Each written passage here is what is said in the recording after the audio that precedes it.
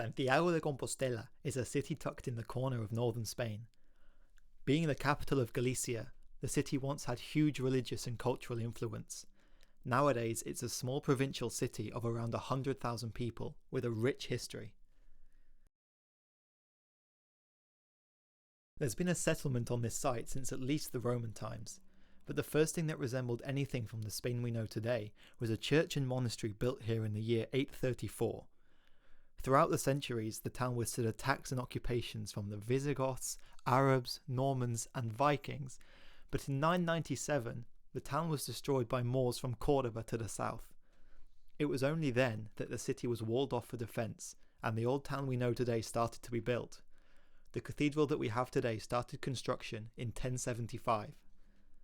And that's pretty much how it stayed for centuries. By the turn of the 20th century, Santiago had barely spilled outside of its medieval walls. But rapid urbanization all across Galicia, starting in the 1950s, brought many new residents to the city, and all of these people needed somewhere to live. And so, pretty much all at once, a new neighbourhood was constructed. The Ensanche is an area of Santiago directly to the south of the old town. Construction started in 1960, and today the Ensanche is the commercial heart of the city. It's incredible to think how new this neighbourhood actually is. In fact, you couldn't tell by looking, but the street I live on didn't even exist by 1970. This incredible photo from the time shows just how many housing blocks were going up all at the same time in what back then was open farmland. Just think for a second about what this must have been like for the people already living here. So the city as it stands today is like two snapshots in time. The old town is laid out exactly as it was in medieval times. Its tight maze-like streets weren't so much planned as grown naturally. Buildings were added as needed without any oversight or master plan. Meanwhile, the Ensanche encapsulates the absolute pinnacle of Spanish urban planning in a single moment in the 1960s, with the entire neighbourhood being built to a single design vision. And of course, Santiago has grown since the Ensanche was laid out. New areas are still being built, taking into account everything we now know about urbanism and sustainability. And today, I'm going to make the case that as we go forward in time through Santiago's history, the urban environment becomes objectively worse at what it was built to do. Santiago's old town is great. It's a maze of cosy streets and squares, full of charming cafes and restaurants. It seems like every street leads to something important, and you can get anywhere you want to go just by following the street and letting it take you there. The maze-like nature of this street layout may look confusing at first, but it does an amazing job at channeling all these people to the places they want to be. Even on the busiest main thoroughfare, you're one turn away from secluded back streets. It's the perfect balance of quiet, safe residential streets, the sort you'd happily let your kids play out in, and easy access to enough shops and restaurants to keep you busy for years. And the population density here is huge, yet a lot of the time it's even possible to have your own house. Let's have a look at an example. This is Rua da Algalia da Baixo. It meets at the confluence with two other streets that then all feed into Plaza de Cervantes, which is a large square and important meeting point. Yet, despite being just meters from a major public space, this street is quiet, secluded, even peaceful. And there are many individual houses here. Yep, not flats, you can have your own house just a minute or so from the hustle and bustle of the city. No skyscrapers needed. This is what you could have. This is what we could all have if we just built places like this. All it takes is narrow streets and removing wasted space. Do you really need a front lawn? Here's another one. Rua de Santa Cristina lies just off literally the main entrance into the old town from the north, yet it's quiet and cosy. Now imagine what a street just off a main thoroughfare would look like in a car-dependent place.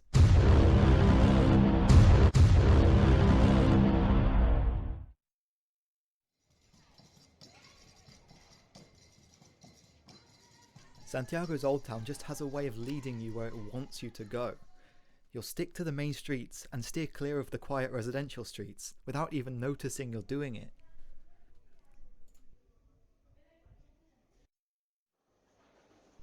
Okay, but can we talk about the elephant in the room? Where are all the cars? Well, there aren't any. Total number of parking spaces available in the Old Town? 160. Oh, and you're not even allowed to drive in during the day without a pass. Streets? Literally too narrow to drive through. And have fun driving at walking speed if you do barge your way in, because nobody's going to move out your way. Through a combination of the council realising the value of keeping their historic city car-free and the city accidentally having been built almost completely car-proof, Santiago has managed to keep the cars out.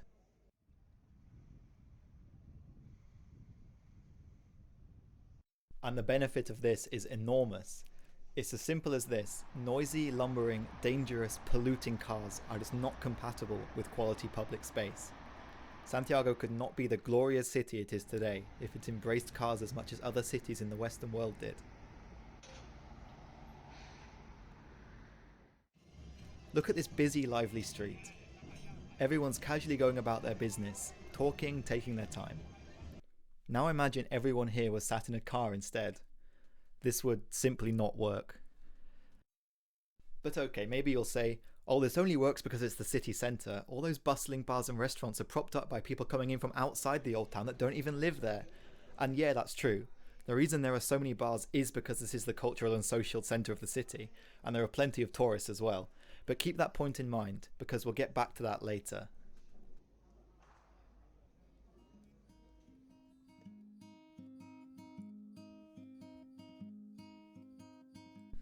All good things must come to an end. The 1960s marked a period of immense change for Santiago. No more stone buildings on medieval streets. They needed modern buildings for modern people. Tall wall-to-wall concrete apartment buildings, busy shopping streets, and plenty of garages for all these modern cars. Almost 60 years later, and the Ensanche is now the commercial and social heart of the city. It's also where the majority of the urban population lives. And to be honest, this is a good place to live. It's categorised by one thing most of all: convenience.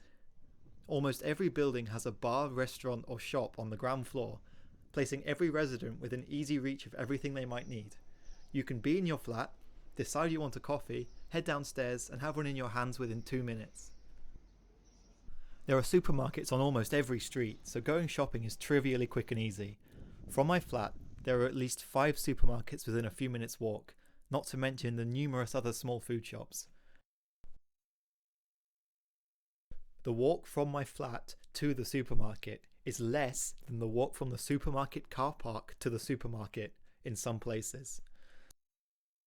And this actually changes how you shop. There's no need to do a weekly shop and struggle home with 5 carrier bags. Going to the shop is so trivial that you can just pop in and get whatever you feel like having that day. I used to put a pan of water on the hob, run down to the supermarket and be back before the water had boiled. In general, the Ensanche is very walkable. The thing about walkable places is, you're always walking somewhere. And if you need to go to a shop, you'll always pass one on the way back from wherever you've been. So really, the time you spend walking to that shop is effectively zero, since you would have passed it anyway. And this is great for small businesses. Since there are so many people always walking about, they have loads of chances to attract customers inside. They don't need to rely on their customers making dedicated trips to visit them. And speaking of small businesses, every ground floor in the neighbourhood is commercial space. There's so much small, cheap commercial space that any local entrepreneur can try their luck at opening a business if they want. The barrier to entry of opening a business here is very low, and because of that, businesses pop up all the time. The collection of shops on any given street is constantly changing and evolving with the times to best suit the needs of its residents. Above all, small, affordable retail units are adaptable. Sure, a bar may go out of business, and that shopfront may sit empty for a while, but the streetscape will not be affected much, and new, different businesses will pop up to take its place before long.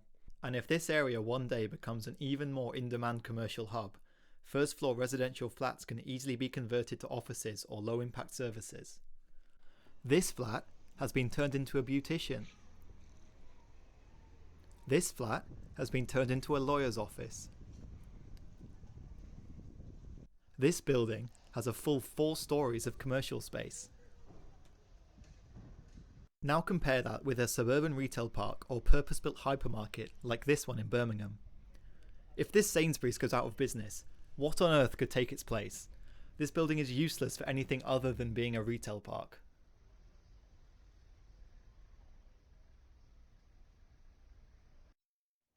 In general, there's something that feels so alive about the Ensanche.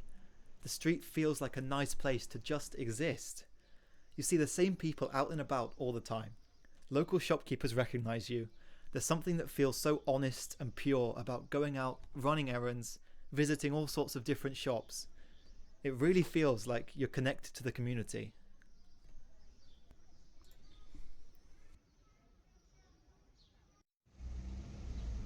But all these benefits come with some downsides. This is not a quiet, cosy place like the Old Town is. Wide streets, tall buildings, and several lanes of traffic create a chaotic environment. This is not a place you'd let your children play out in the street. There's a lot of noise, day and night, almost all of which comes down to cars. In fact, even in my flat, 4 floors above the ground, I can't relax with my window open on a hot Spanish summer day because the traffic noise is deafening.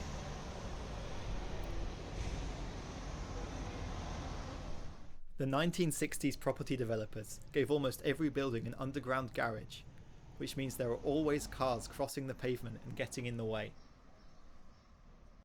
But the worst urban design in the Ensanche is definitely the plazas. What should have been communal public spaces to meet up and hang out ended up being completely given over to cars. This is Plaza Galicia. One of the most important squares in the city has given almost its entire area over to 3 lanes for cars, while pedestrians are relegated to a tiny overcrowded strip around the edge. This is not a pleasant place to spend time, nor is there really any space to stand and wait for someone without being in the way. But by far the worst offender is this plaza at the end of Rua da Rosa, which is nothing more than a glorified roundabout and has no open public space at all. Earlier, we talked about the convenience of having immediate access to loads of shops and bars. Which is true, it is very convenient. But with that comes a whole lot of people and noise. Do you really need 50 bars and 5 shops within walking distance? Or would 1 or 2 be enough? Would you trade that in to have a quiet, calmer neighbourhood with fewer services at your fingertips? There's definitely a line to be drawn somewhere. In my opinion, the ideal neighbourhood would not be as dense and as busy as this. This is something that the Old Town gets right, and the Ensanche doesn't.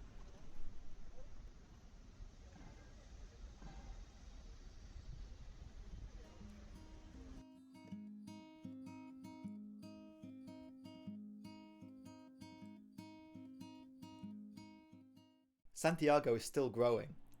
New expansions are usually done as big private developments on master planned lots, built in a coordinated way and all in one go. With this level of control, and with everything we know today about building cities, surely these developers must have built the most vibrant, most exciting, most desirable neighbourhoods in the city, right? Well, they're not. These new developments are uninspiring, to put it lightly. Most of these areas amount to copy-paste grey cuboids standing in open fields.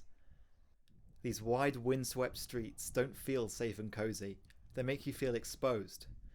It's like the city doesn't want you to be here. Like you've strayed off the correct path and ended up somewhere you're not supposed to be. All these blank walls make you feel unwelcome and make distances between buildings feel longer, which discourages walking. And you can tell other people feel the same because look, nobody's here. The population density isn't much less than the Ensanche. These buildings are still 5 to 6 stories. But there is nobody on the streets. This isn't a place people want to hang out or meet up with a friend. It's just not conducive to a tight community and a sense of belonging. You probably wouldn't strike up a conversation on the street here, or bump into an old friend and invite them round for a drink. It's a place you hurry through on your way to somewhere better. There are also very few services available here for locals. You can find a supermarket, maybe even a restaurant. But compared to the convenience of the ensanche, this is nothing. If you're going to live in a high-density block of flats, in close proximity to other people, and with all the sacrifices that entails, you might as well make it worth your while by having everything you need at your fingertips. These places bring all of the downsides and almost none of the benefits. If you want to be far away from other people and give up the convenience of living in society, you can go live in a house in the woods. If you like being close to friends and services and all the benefits of living in a society, you can give up a bit of personal space and live in the ensanche or the old town. Santiago's new built neighbourhoods are literally the worst of both worlds.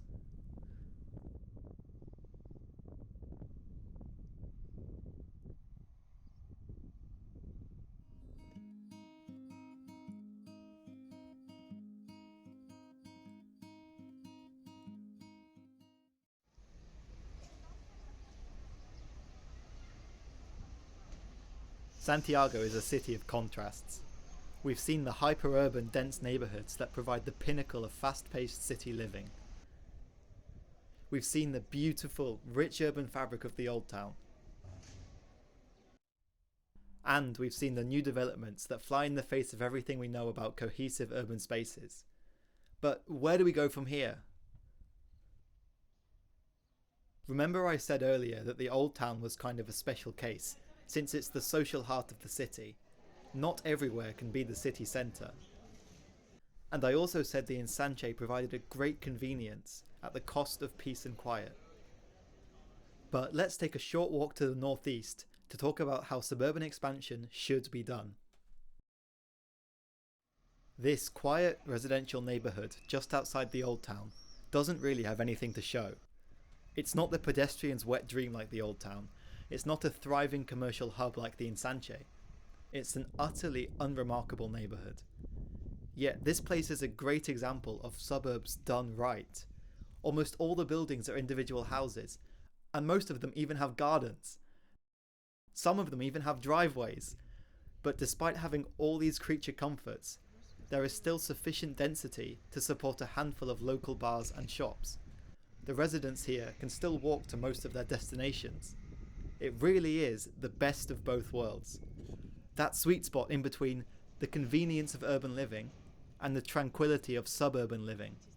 It's not a sea of copy-paste, car-centric wasteland. It's not a faceless glass skyscraper. It's human-scaled.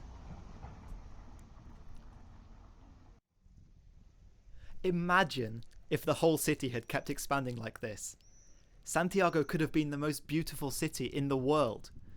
When I first moved here, even the possibility of living in a beautiful stone house on a pedestrianised street within a uni student's budget blew my mind. Imagine if that was the standard for everyone.